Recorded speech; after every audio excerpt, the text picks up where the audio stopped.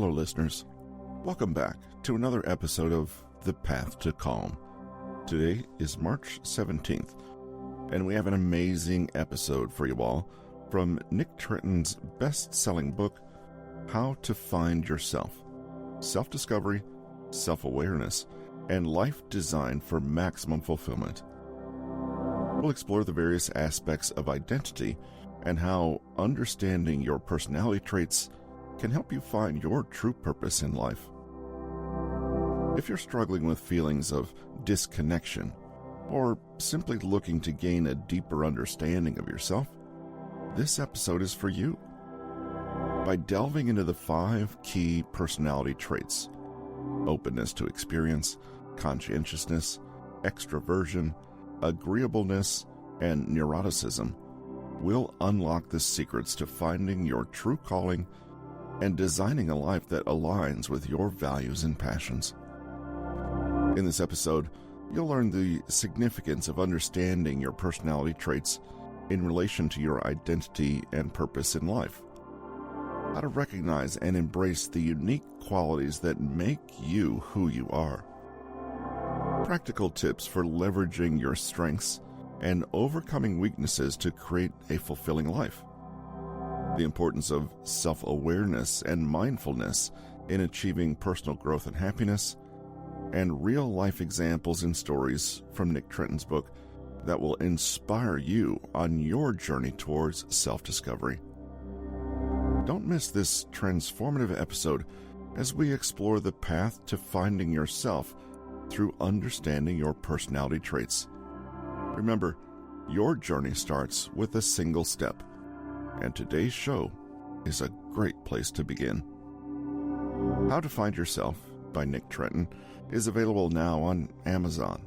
The audiobook can be found on Amazon, iTunes, and Audible. Be sure to check out his website at bit.ly/Nick Trenton for more insights, resources, and inspiration.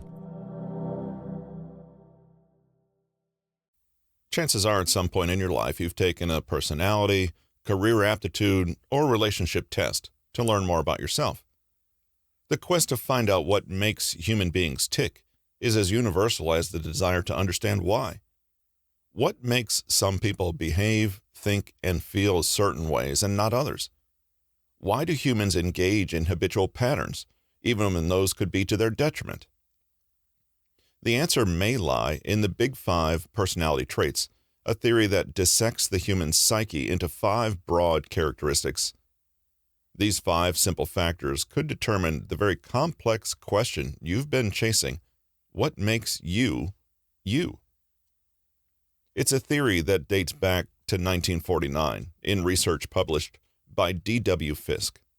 Since then, it's been gaining popularity and has been written about by the likes of Norman, 1967, Smith, 1967, Goldberg, 1981, and McRae and Costa, 1987. Even though the Myers-Briggs test is one you're more likely to have heard of, the Big 5 model is the most widely accepted personality theory in the scientific community today. Instead of evaluating you as a whole, this is one of the first personality theories to break you down into 5 traits: openness to experience, conscientiousness, extraversion, agreeableness, and neuroticism. While many personality theories place you on either side of a binary, they say you're either an extrovert or an introvert, the Big 5 model presents a spectrum between these 5 qualities and their opposites. These opposites are closed to experience, spontaneous, introversion, disagreeableness, and stability, respectively. You may have heard of these before. Terms like introvert and extrovert are thrown around a lot these days. But what do they really mean? They're 2 ends of the spectrum. Each trait has 2 extremes, and although we may not want to admit it, every one of us embodies all of these 5 traits to some degree. According to this theory, it's how much of each and where we land in the range between the extremes that determine our unique personality. Let's break it down. In thinking about our own quest for self-knowledge, we can become more familiar with personality theories like this one as a way to better understand humans in general and ourselves relative to them. It's a little like imagining a person as a unique recipe composed of varying quantities of certain ingredients. The presence of the ingredients is the same for all human beings, but how much of each characteristic you possess as an individual can say a lot about you. As you read about these personality ingredients, try to see how much of each is in your own makeup and what insights you can gain from thinking about yourself this way. Openness to experience. The first of the big 5 personality traits determines how willing you are to take risks or try something new. Would you ever jump out of a plane? How about pack up and move halfway around the world to immerse yourself in a new culture? If your answer to both of those questions was a resounding yes, then you probably score high in your openness to experience. That is, you seek out the unknown. At one extreme, people who are high in openness are curious and imaginative. They go in search of new adventures and experiences. They can get bored easily and turn to their creativity to uncover new interests and even daring activities. These people are flexible and seek out variety in their daily life. For them, routine is not an option. At the other end of the spectrum, people who are low on the openness scale prefer continuity and stability to change. They're practical, sensible, and more conventional than their peers. Change is not their friend. In the real world, most people fall somewhere in between these opposites, but where you find yourself on the spectrum could reveal a lot about who you are and what you excel at. Do you dream of being a CEO or at the head of your field, for instance? Openness has been linked to leadership. If you're able to entertain new ideas, think outside the box, and adapt quickly to new situations, you're more likely to become and succeed as a leader. Leibowitz, 2016. It was Apple co-founder Steve Jobs' decision to audit a calligraphy class in 1973 that would lead to the groundbreaking typography in Mac computers years later. At the time, no one associated computers with beautiful fonts. But Jobs saw something that no one else could. He embraced the calligraphy class, sought to change the way people thought about computers, and opened himself up to a new vision of the future. People who are open also tend to embrace universalism, seeing values as equally applicable to all people. Douglas, Bohr, and Monroe, 2016. They choose peace and tolerance over conflict and discrimination. They see all people as similarly deserving of justice and equality, and they may pursue careers that lead them to fight for their ideals. A quick look back over your life may reveal just how open to experience you are and how much of this trait you possess. Think of a time you were with your friends and one of them suggested doing something completely crazy and out of the box. What was your reaction? Was it hesitation or excitement? If it was the latter, you're leaning toward openness rather than the opposite. Conscientiousness. Idealism, creativity, and thirst for new experiences can take you far in life. But how hard you're willing to work for your goals is another determinant of your success. That's where the second big 5 comes in, conscientiousness.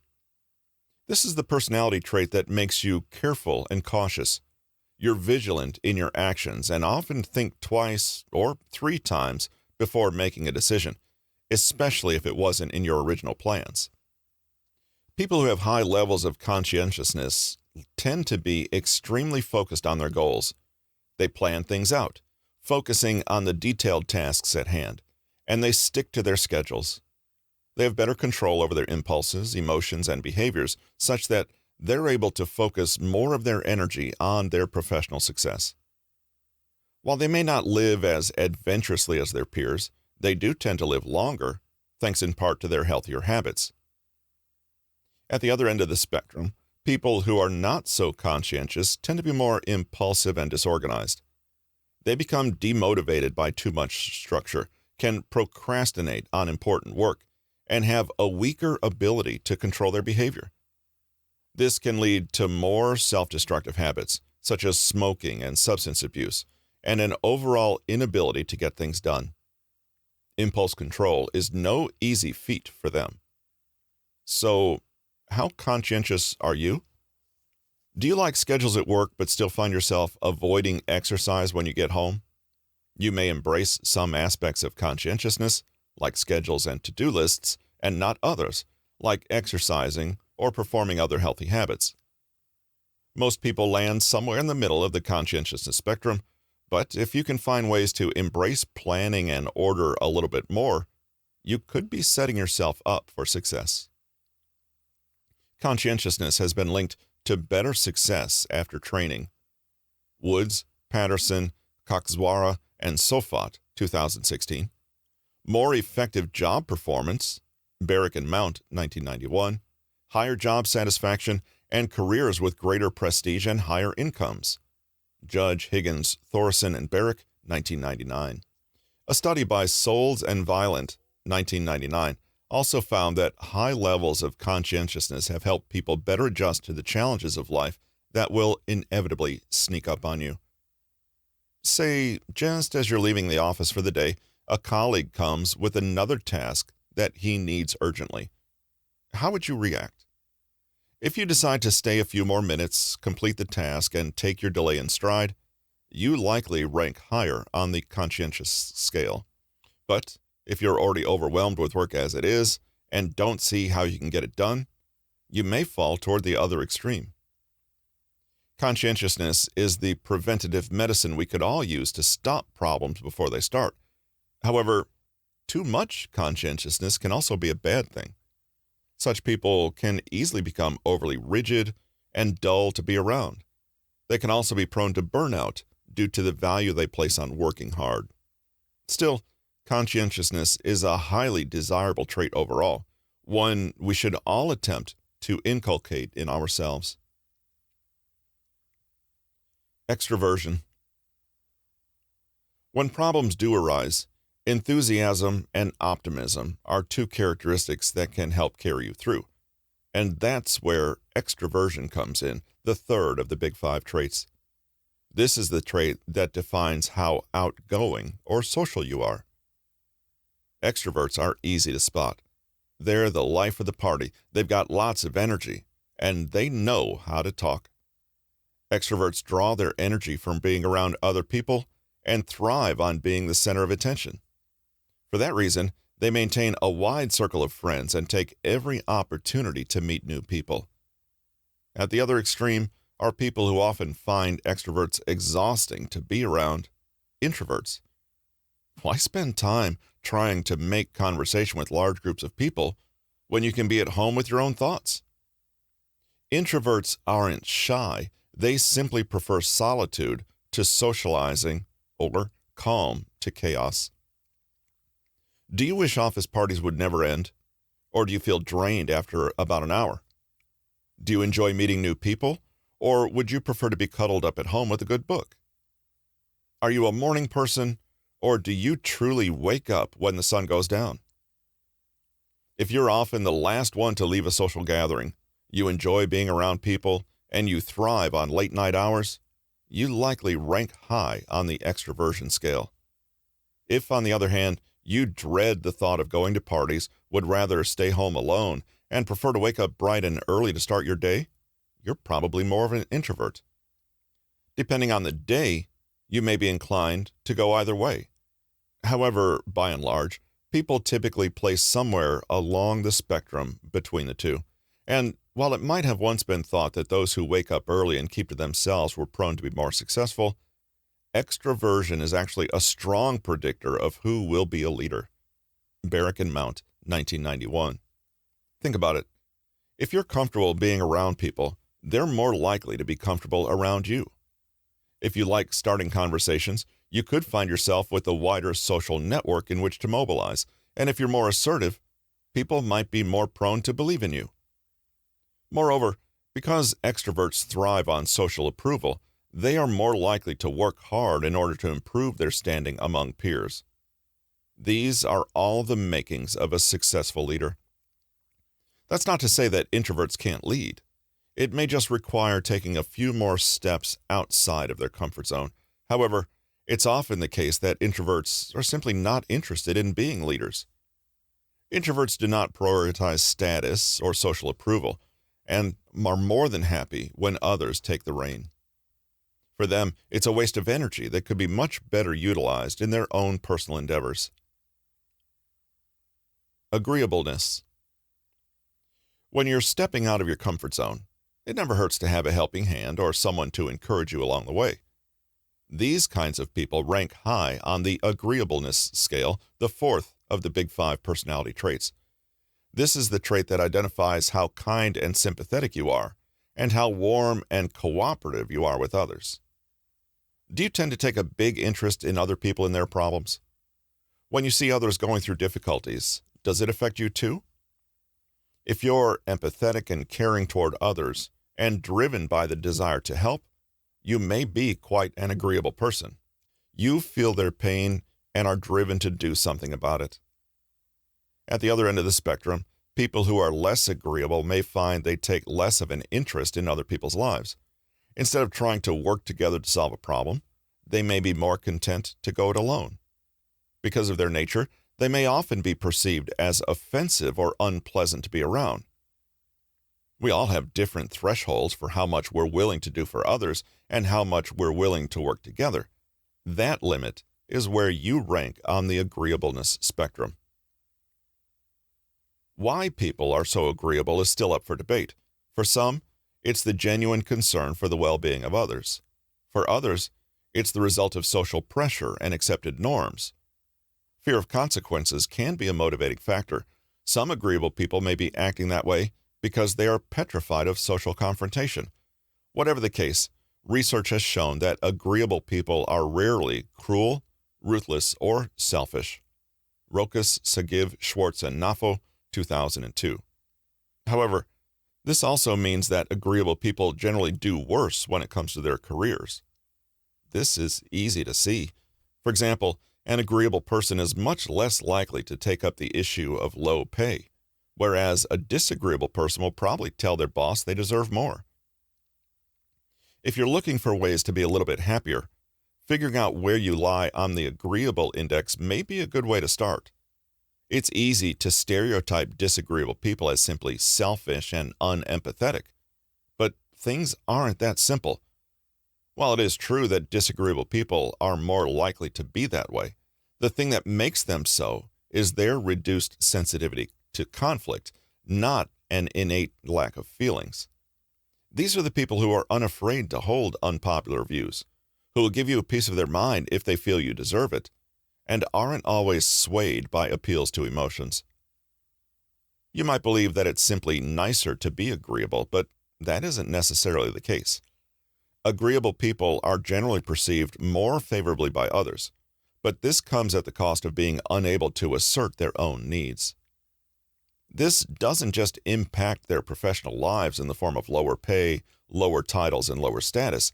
It pervades other aspects of life, such as relationships too. Disagreeable people might prioritize their own interests above others, but this does not automatically make them less nice. Neuroticism. We all have those days when nothing is how it seems.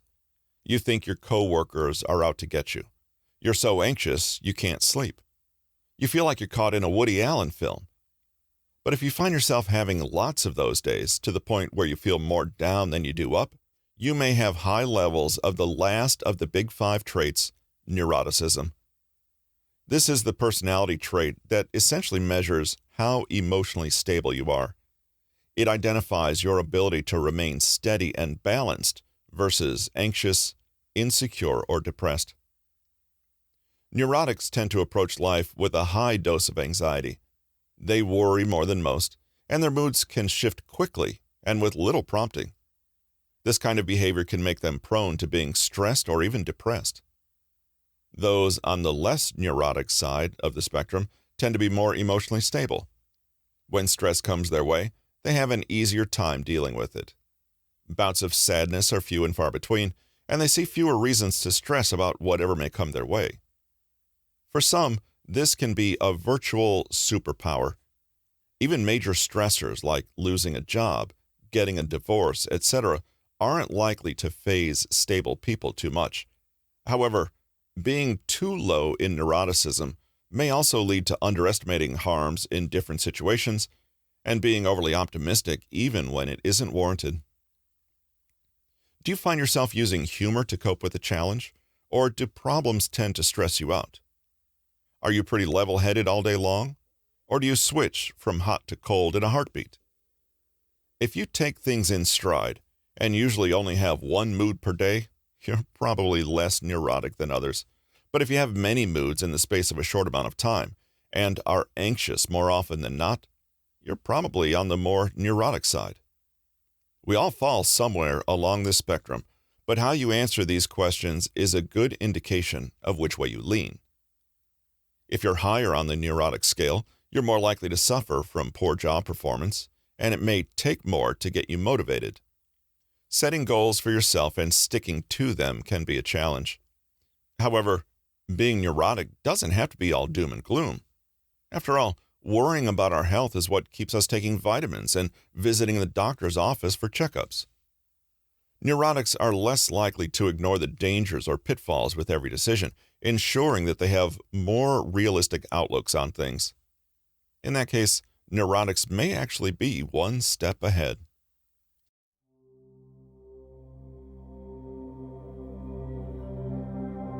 As we wrap up this episode, I want to encourage you to take the next step in your self-discovery journey. If you haven't already, pick up a copy of Nick Trenton's book, How to Find Yourself. This incredible resource will guide you through the process of understanding your own personality traits and how they can shape your life. You can find the book on Amazon, and I highly recommend getting the audiobook as well. The audiobook is available on Amazon, iTunes, and Audible, so you can listen to it anywhere, anytime. As you explore the world of self-discovery, remember to stay present in the moment and find peace in your journey. Until next time, remember to stay curious, embrace your uniqueness, and continue on the path to calm. Take care, and may you find peace in every moment.